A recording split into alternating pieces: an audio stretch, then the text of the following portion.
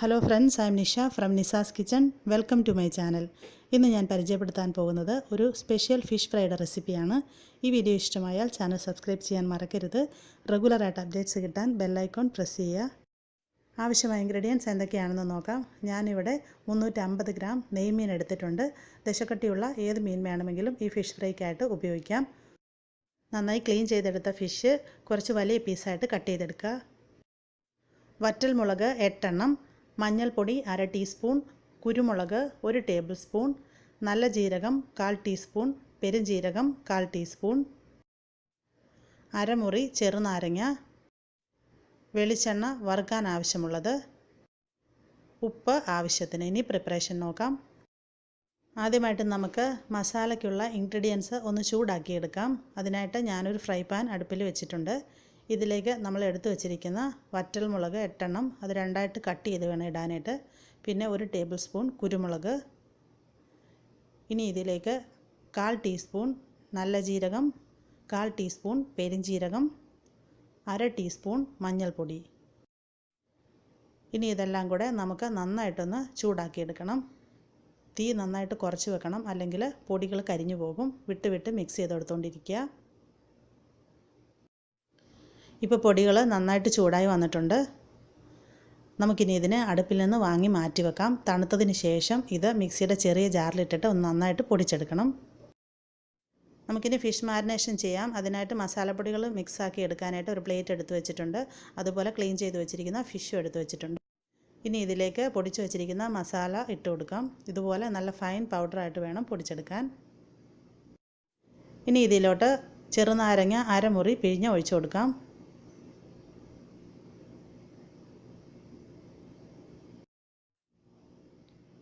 ഇനി ഇതിലേക്ക് 1 table spoon വെളിച്ചെണ്ണ ഒഴിക്കാം.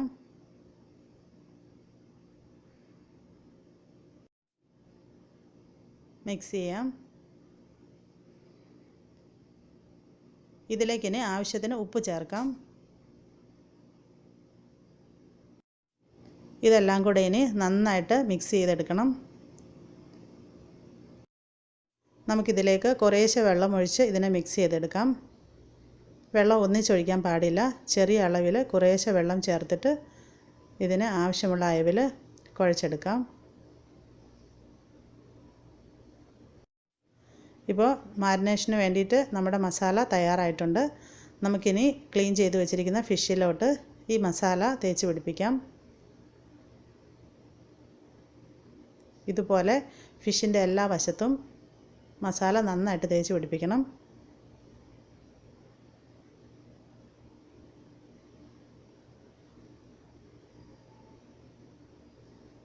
ഞാനിപ്പോൾ ഈ ഫിഷ് പീസ് നന്നായിട്ട് മസാല കൊണ്ട് കവർ ചെയ്തെടുത്തു. ഇതുപോലെ ബാക്കിയിരിക്കുന്ന ഫിഷ് പീസും കൂടെ ഓരോന്നായിട്ടെടുത്ത് നമുക്ക് മസാല തേച്ച് പിടിപ്പിച്ചെടുക്കാം.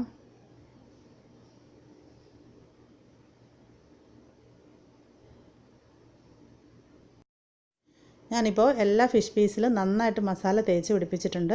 ഇനിയിപ്പം ഇതിലേക്ക് മസാല പിടിച്ച് വരാനായിട്ട് കുറച്ച് സമയം വേണം.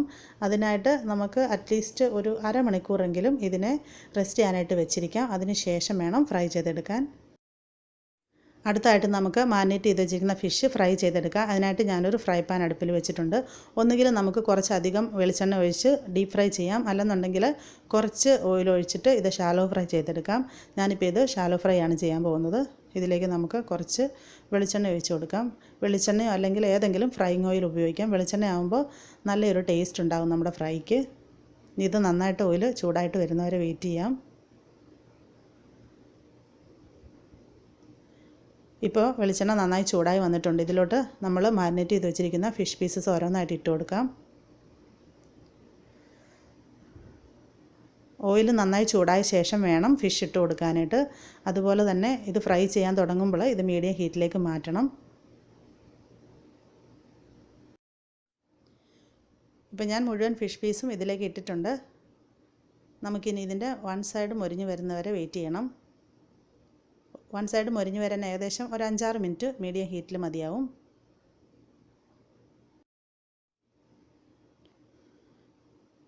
ഇപ്പോൾ ഇതിൻ്റെ വൺ സൈഡ് ഫ്രൈ ആയി വന്നിട്ടുണ്ട്. നമുക്കിനി ഇതിനെ മറിച്ചിട്ട് കൊടുക്കാം. തിരിച്ചും മറിച്ചും ഇട്ട് ഇതിൻ്റെ രണ്ട് വശവും നമുക്ക് മൊരിയിച്ചെടുക്കണം.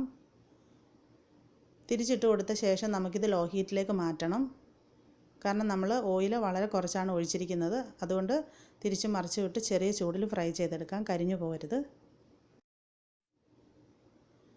ഇപ്പം നമ്മുടെ ഫിഷ് പീസ് ആവശ്യത്തിന് ഫ്രൈ ആയി വന്നിട്ടുണ്ട്. നമുക്ക് ഓരോന്നായിട്ട് ഇതിനെ ഓയിലിൽ നിന്ന് കോരി മാറ്റാം. ഇതിപ്പോൾ നന്നായിട്ട് മുരിഞ്ഞ് വന്നിട്ടുണ്ട്. നമുക്കിതിനെ ഒരു ടിഷ്യൂ പേപ്പറിലേക്ക് ട്രാൻസ്ഫർ ചെയ്യാം. അങ്ങനെ നമ്മുടെ സ്പെഷ്യൽ ഫിഷ് ഫ്രൈ ഇവിടെ സെർവ് ചെയ്യാനായിട്ട് റെഡി ആയിട്ടുണ്ട്. ദശക്കട്ടിയുള്ള ഏത് മീൻ ഉപയോഗിച്ചും നമുക്കിതുപോലെ ഫ്രൈ തയ്യാറാക്കിയെടുക്കാം. എല്ലാവരും മറക്കാതെ ഈ റെസിപ്പി ഒന്ന് ട്രൈ ചെയ്ത് നോക്കണം. തീർച്ചയായിട്ടും ഇഷ്ടപ്പെടും. ഇഷ്ടമായാൽ ചാനൽ സബ്സ്ക്രൈബ് ചെയ്യാൻ മറക്കരുത്. അതുപോലെ തന്നെ നിങ്ങളുടെ അഭിപ്രായങ്ങളും നിർദ്ദേശങ്ങളും എഴുതി അറിയിക്കുക. നിങ്ങളുടെ സപ്പോർട്ട് വളരെ ആവശ്യമാണ്. താങ്ക്